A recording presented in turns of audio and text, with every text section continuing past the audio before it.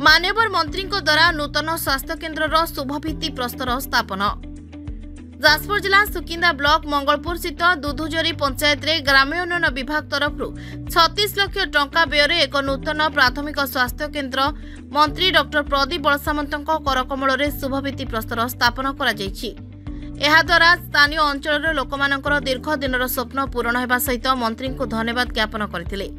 स्वास्थ्य समस्या पई अंचलवासी नाही नथिबा समस्यार सम्मुखीन हेउथिबा बेले मेडिकलटी हेले अंचलवासी आ सुकिंदा मेडिकल उपरे निर्भर न करी एठारे चिकित्सित होई परिबे बोली स्थानीय सरपंच कहिसंती।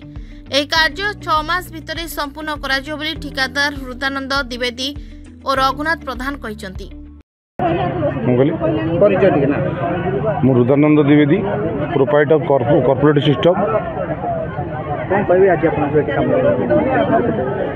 कामटा एक्चुअली टेंडर काम मो फार्मर थिला एटा मंगलपुर गोटे आमर गोष्ठी मैंने स्वास्थ्य और आरोग्य केन्द्र ये मंत्री शुभारंभ कले जाऊ कामटा आम जेहेतु कामटा मो ना अच्छी जिते शीघ्र पारि से शीघ्र कामटी मुझे पाखापाखि आमर टाइम अच्छी 6 मंथ भितर आम प्रोजेक्टा शेष कम्प्लीट कर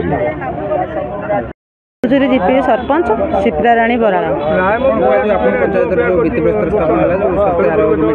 से तो मो पंचायतवासी खुशी मु भी खुशी जहाँ आम गोटे इंजेक्शन देवाई हेले कि सालाइन देले कि आम प्राथमिक जो चिकित्सा आम सुकिंदा जाऊँ समस्ते भी जापार नुँ कि बहुत हैरान होते जेहेतु मोर आदिवासी लोक मैंने अच्छा बहुत ये आम बहुत खुशी जहाँ आमर मान्यवर मंत्री आज शुभारंभ कले से माने दीर्घ 35 वर्ष है पार नाला जहाँ 6 मास भितर आमर हो पारि से बहुत खुशी अच्छु।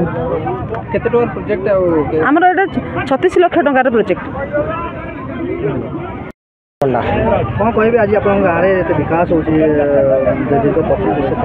बहुत खुशी लगुच बहुत दिन पर आज आम मंगलपुर गोटे मेडिकल छोट मेडिकल शुभ पड़ा मंत्री आसते तेणु बहुत खुशी आम सब ग्रामवासी समस्त खुशी निश्चय निश्चय परिवर्तन निश्चय होना दीर्घ 15 वर्ष पर देवापर जगह देलापर होना आज हो पारा ये आमको खुशी लगुच बहुत। जाजपुर हमीद खान को रिपोर्ट नाउ ओडिशा।